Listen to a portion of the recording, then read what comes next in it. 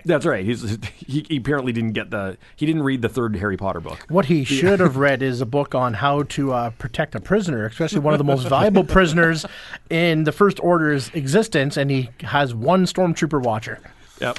The one stormtrooper. And Like, this was... and in comparison, just to go back, Leia was in cell block 2187. And that was the name of the stormtrooper. That's Finn's number. 2187. And when they went to bust her out, she was like, there was at least like 4 Imperial guys and like a couple of stormtroopers with Vader. Which they they had to distract. Like they when they came in with Chewie, like in the cuffs and everything. But she was like in a cell that had like a command center. It wasn't just a room with like James Bond in there, like getting mind tricks. So and honestly, I know Daniel Craig wanted to be in the movie so bad that he said, like, I don't care what you make me do. Like he said, just make me an extra. And he gave him that role, which was cool that he can say, I was in the movie and you didn't know. Samuel L. Jackson says the same thing in his movies. And they gave him a Jedi. And he gave him a larger part. He goes, his exact words, actually, I was listening to Howard Stern, and he was on Howard Stern. He was saying, my exact words to the director, put me in one of those white thingy outfits and I'll run across the screen in one scene. Yeah. And he goes, and I'll be happy. Yeah, just to be in a movie. Just to be in the movie. And they made him a Jedi. Yeah. Daniel Craig says, I want to be in here. And this was another thing that I think Daniel Craig was wasted, because I think, aside from the fact that he deserves more, like he's a good enough actor that he's more capable than just playing the stormtrooper who fell for a mind trick. But one of the things I didn't like about the New Order was the commander on the Starkiller base. He was like 23. Hux? Yeah, I think that was his name, Hux. Yeah. So he's like 23 years old. Obviously, every time he's on screen, he's like, shit's falling apart around me and I don't know what to do. You do know he's Bill Weasley from Harry Potter too, right? Yeah. They were having like little emo battles, like like for Daddy's attention. Exactly. Like, Like for they were Smoke's having attention. they were trying to like. It was his fault. No, it's his fault. Yeah. Like, It was like, yeah. It's like just give a little shove in there, and like just when Dad says stop, and you just slap him one more time. But he looked like a young Grand Moff Tarkin. Like He had that angular kind of face. He had that angular thing.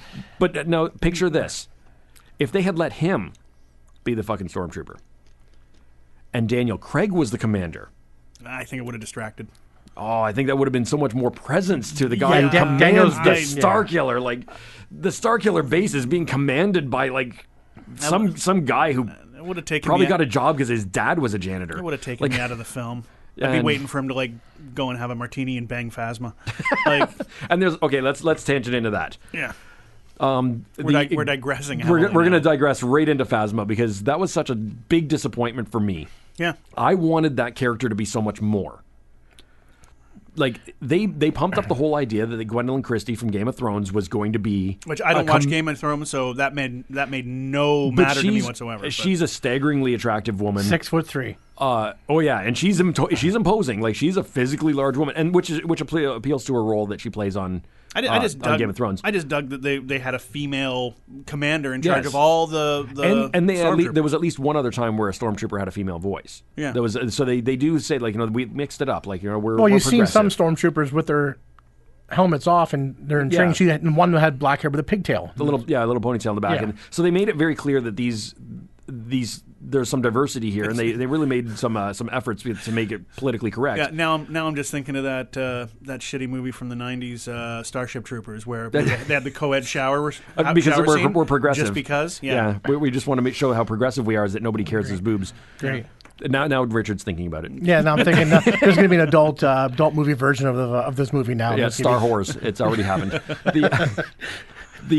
But the big thing, I wanted more for that character. I wanted her to be a presence. They even did nothing said with her. They said in interviews that her character was going dead, to be important. Is her character dead? Because online I'm reading that it's that they're saying if she had a 3-movie deal. If you think that Captain Phasma is dead, and that was the end of it, even though the big hype was about this big chrome trooper. Yeah. Then they think, no, she's not dead. She's not dead. I think they have to keep her dead. She has to stay dead because how the hell are they going to explain that she got off? Like if they dare, he's a janitor. If they dare, well, because I did like that line. Well, Snoke, the whole freaking planet blew up. Snoke told Hux to grab Kylo. And I'm sure on their way out the door, they just grab Phasma as well. But she's in a trash compactor without a comm. How does she get out? I'm sure she got She's out big before enough to it blew wrestle up. the monster. So this is my Deus nightmare. Ex Machina. This is my nightmare. This is what we're going to see. Episode 8 is going to open with the crawl, and then a trash compactor is going to be floating through space, and Phasma will pull the doors open, hold her breath, and jump to a planet. You're calling that now? I'm calling it. It's happening because that's the only way I can see this happening. Brian just How mentioned. does she live? Brian just mentioned a point too about after Snoke said, "Go get him. Go and get him. Bring him to me, and I'll complete his training." Oh yeah. Use your GPS tracker and find Ren, who's 5 miles out in the middle of the woods somewhere. Yeah. Unconscious. Yeah, with the planet exploding at the same time. Yeah, parts of it everywhere are exploding, and he's on that one, I'm sure. Yeah. Yeah. But I love the movie. Trust me. No, and that's it. You know what? You can warts poke, and all. You can poke fun. You know, at this point, it's I kid because I love, because I had a great time watching it. My kids had a great time. I will go see it again. I will buy it on Blu-ray. Oh, by the way, just as an aside, because we're talking about Star Wars shit, did you see that Disney is going to be releasing the original trilogy uncut and unedited and they said special that edition last on year. Blu-ray? No, yesterday. It was online. I posted a link to that on my Facebook, and actually the article was dated March last year. Oh, really? Yeah. Well, then somebody else So is it's going around it's again, going and I around fell again? for it because I didn't check the date. Ah, well, fuck. Yeah. Right. Well, the thing is, I don't doubt it's going to happen. Oh, it's got to. It's going to happen. And you won't have Lucas in the way stopping it from happening. Because so. Lucas said all these things were happening because he's Grandpa Smurf, so he can do whatever he wants. And but the original ones have already been released on Blu-ray unedited without the updates. No. The Blu-ray versions are the special editions. Yeah. And actually, some of them maybe are it was even more DVD. specials. DVD came out first. I remember having a DVD copy. The VHS is the last copy. Oh, Sorry, really? Laserdisc technically. Yeah. Laserdisc was the last original series. VHS and Laserdisc were the last time that the original trilogy were released without special edition updates. Yeah, I have the I like VHS, the 4 DVD or the 4 VHS box set with the holographic image on the box. Yeah. I have that at home. And it's in the original letterbox, original theatrical release. Now, you were telling me that when you saw the movie at the opening credits, I was so glad that Disney didn't do their Disney logo with the do-do-do-do, and then go into the Yep. You said that they showed the logo, but yet on my screening, which was Christmas night at 10:45, I was playing with my phone. I didn't briefly before the movie came on because I was doing the whole, I didn't see the Disney. I saw the Lucas. Yeah, it came up. Lucasfilm. It was screen went blank, and it was Lucasfilm, and then Star Wars, and then Star Wars. There was no Disney. They kept that shit real. Yeah, and that's the thing is just because Disney owns Lucasfilm doesn't mean they have to put their stamp on it. No, everybody knows. I'm going to roll back again a little farther. Couldn't they just paid more money and when had Disney the Fox music at the beginning? Just saying, can we just use it? The fanfare. Yeah, this is the first one without the fanfare. And did you know that the fanfare is in the same key as the thing, so that it fit, so that they didn't clash with each other? Same as a THX. Yeah. But all that stuff that belongs to Lucas. So but the Fox thing, of course, just a distributor. But they're having that fanfare not there was kind of weird to not have that before the movie. But it made sense because obviously they don't have anything to do with it anymore. But to roll back farther, that back when they announced it was like $14 billion or something that Disney paid to buy Lucasfilm. Mm-hmm. And the second that happened, the internet exploded, saying that they were going to put Disney stuff in Star Wars. And they were going to put Disney stuff in this. Aside from the Disney Infinity games, awesome. They haven't bothered to cross any of it over. They have some merchandising with if you go to Disney, you can get the little action figures of Goofy with Darth Vader's helmet. Yeah, but they had that shit before they bought Lucas. They did because at the parks they had 4 years ago they had a licensing deal to have Star Wars. Well, they have the Star Tours ride has been there for 10 years or more. Yeah, and I remember 5-6 years ago my buddy came back with a set of Mickey ears that were R2. Yes, it's R2 with the ears. So they've always had that stuff in place. Crossover stuff. There's more stuff, but no, not a shit ton more. That But it's not like Mickey Mouse was going to make a guest appearance. No. It's nothing like that. They never crossed over that much to the point. I think they're very smart, the marketing people, and especially as much say as people like JJ and the other directors / producers going forward. They're not going to alienate the fans with shit like that. They know, because they know how rabid the fans are. They know how much the property means to us and the younger generation and the younger generation and the younger generation that's coming up. So I don't think that they would blatantly do shit like that, as opposed to a Michael Bay that, hey, fuck, sign the deal with the car dealership, and now every Transformer is a Chevy. Yeah. So I don't think you'll see that kind of crossover between Disney and you might find a hidden Mickey at some point. Like in an asteroid field, but I don't mind that shit. My wife is Disney obsessed, so she was looking for hidden Mickeys and she's looking for all that stuff. Even if you go to Rodney's house, you find hidden Mickeys. That's they're behind my monitor. In my car. What? Yeah, but I don't mind that. I don't think that they're gonna like wholesale just rape the property to like insert more subliminal Disney stuff. Well, like when they put the nod in Episode 2 with the E.T. Yeah, I dug that because Yoda was in E.T.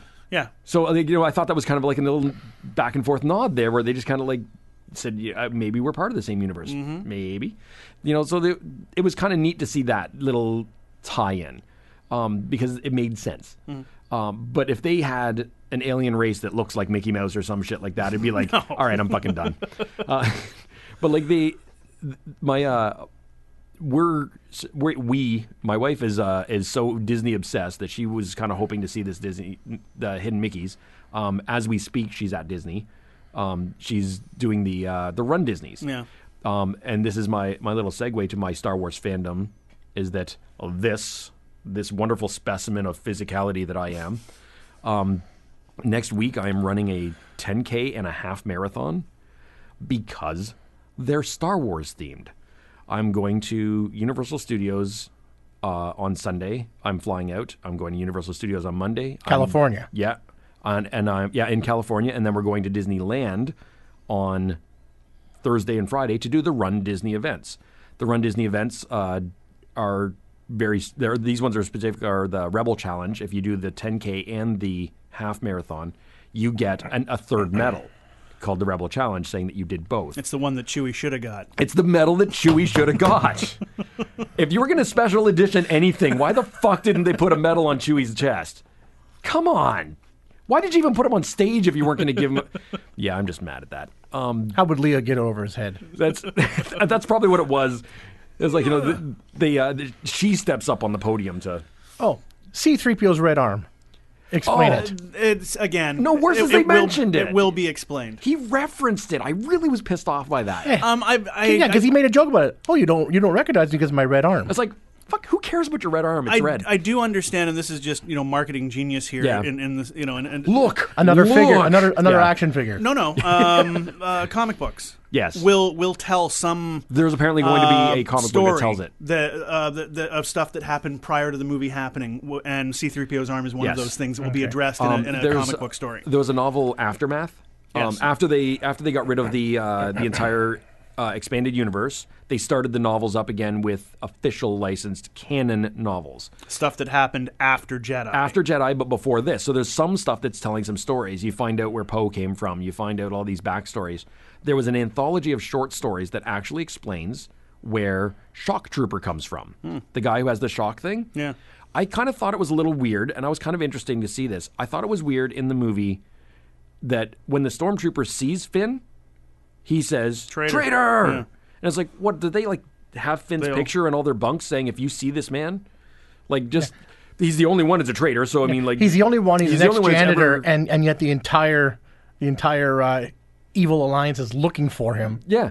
Get that janitor. Well, the thing is, when he sees him, but this is there was an anthology backstory, is that Stormtrooper is FN, and I think he's 1299. 2188. No, he's 2199. He's 1299. 2199? Anyway, his nickname is Nines because his last two numbers are 9. So his nickname is Nines. He has a backstory.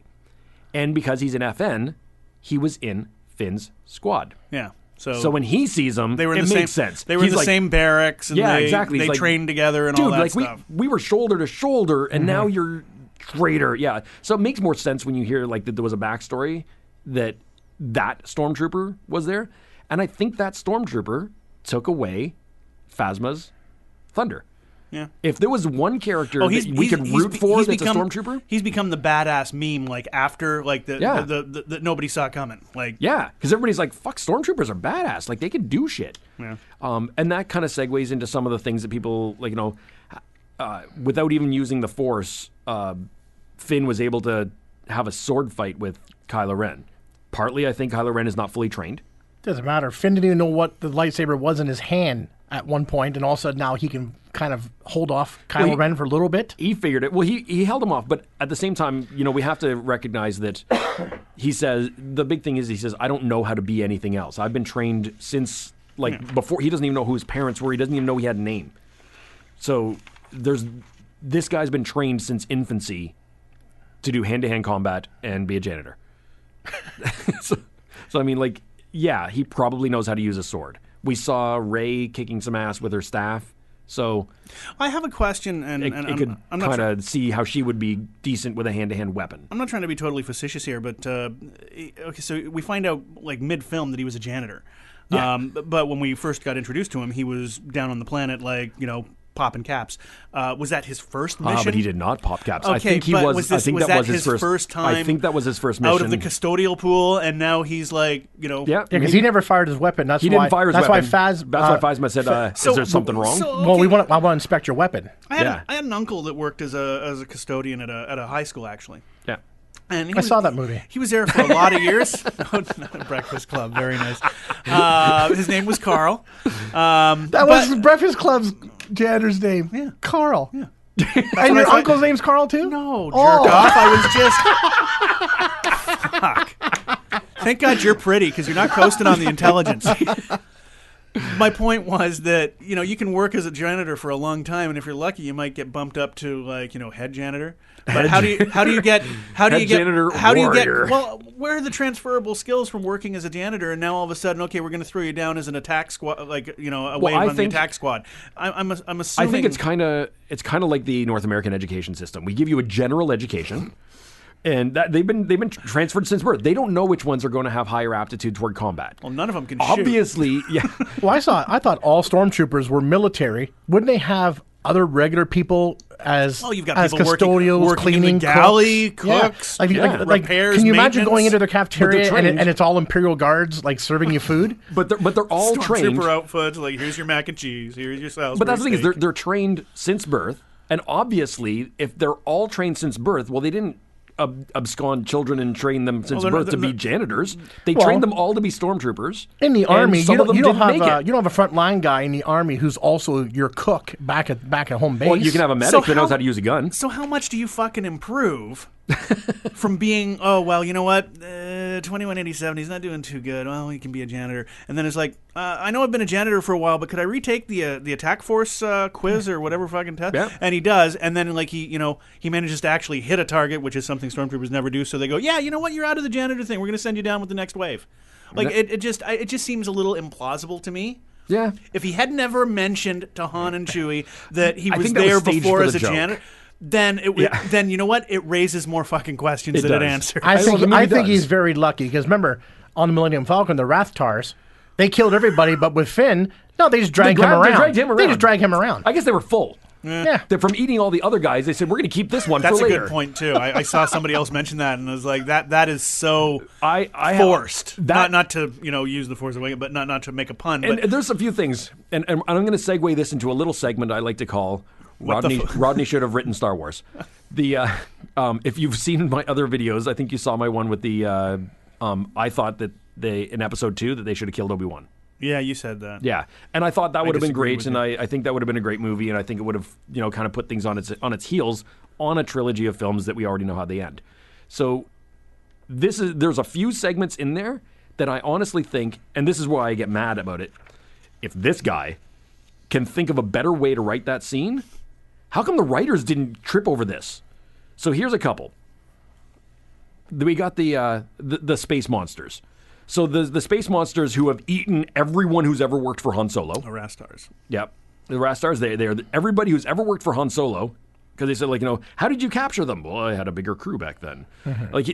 Obviously, Han and Chewie were the only ones who survived putting these things in cells. So maybe they chased them into cells and Han and Chewie closed the door because, Han's a badass and he shot first. But if you have these things that are running around and indiscriminately killing. So when they get set free, they don't wander around and defend themselves. They wander around and go, you! And try to eat somebody. They quite possibly, devil's advocate here, trank them before transporting them off the ship. Just saying. Maybe. But I mean, like, they when they opened the doors and they came out and they started eating everyone. Yeah. Why did they even have a scene where he gets dragged away? I thought that was a little weak. I thought if they had a scene where he got cornered and then she shut a door in front of him or something like that, then maybe that would make sense. A la Rancor? Yeah, like shut a Rancor, shut the door in his head. To head. show how much he meant to her that she would like chase after to save him, to show the connection, their bond was strengthening. Yeah. Despite the fact they've known each other for a day. A minute. Well, remember, Han and Chewie are also very lucky because, they've been searching, 12 years, they said, for the Falcon, and all of a sudden they look out their window and going, oh, there it is there. Yeah. Space is a small little place. It's been off the radar for 15 years and then is in the air for 2 minutes, and Han's like, oh, fuck, there's the Falcon. And he just happened to be driving the by. whole galaxy, him and Chewie just happened to be within eyesight of the Falcon. But that's a parallel. Because someone could be stealing my car right now at the outside, and I wouldn't know. But they find the Falcon. Star Wars Deus Ex Machina should have been like the. But the droids escaped the Alderaan missionary ship, the counselor ship. The droids escaped that on Luke's planet when they just happened to be flying by Tatooine. So I mean, there is those parallels, which we always explain. Like the will of the Force, the Force manipulated Anakin building things to, C-3PO. Exactly. I had a hard time getting past that. Yeah, a really hard time getting past that. Which the only thing that kind of gave a shred of the legitimacy to that was the whole. They had to use it in order to show that he could fix things and build things easy. Fly a pod, and he can fly a pod, and he had intuitive skills, something Daisy has. Or Rey. Luke being hidden on his father's home planet because he knew his father would never go back there with his father's relatives under his real name. That is the worst fucking plan ever. He just looked him up in the fucking phone book. Fuck, he was in Tatooine all along. Exactly. So just little things like that became retcon with the prequels and stuff. I question that shit the same way that you're questioning some of this stuff. It's fun to question that stuff as fans. You can poke at it. You're not doing it out of hate. You're doing it out of love. And here's Rodney's going to rewrite the scene where Rey miraculously knows how to do a mind trick. With Daniel Craig. With Daniel Craig. So she's got one guard. She realizes she's alone in the room, and she hears somebody behind her, so she realizes there's somebody there. And then, inexplicably, no reason whatsoever, she's like, why don't I... These are not the droids you're looking for. And you want to set me free. What? You want to... Music gets a little bit more eerie. Set me free. Boom. All of a sudden, he's like, yeah, sure. And leave your gun. Yep. And that whole scene was just like, how did she know to do that? There's been some fan speculation that the whole everything you've always heard from Jedi. Ren was doing some of that with her. He was doing mind trick shit and trying to pull stuff out of her head. Yeah. Remember, they grew up though. They grew up as the Force as a myth, so they probably heard stories. And that's the only thing I grasp at is that they may have heard stories that the Jedi could make you think things. And so she was maybe trying to do that. Me, if I was writing that scene would have had her emphatically pleading with him, desperate for her life, and then the Force. Rey don't beg, yo.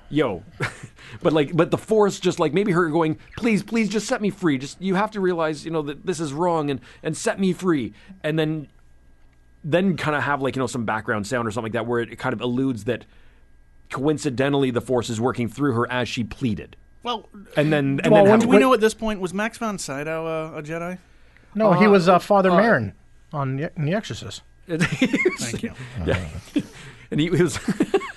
But he knew of everything that had gone before, apparently. So and they said, someone close to us knew something. So he could have been telling stories on Jakku about that got passed from person to person to person and Rey. So, yeah, they could have heard about the different powers that Jedis could do this, and they could do this, and they could do this. And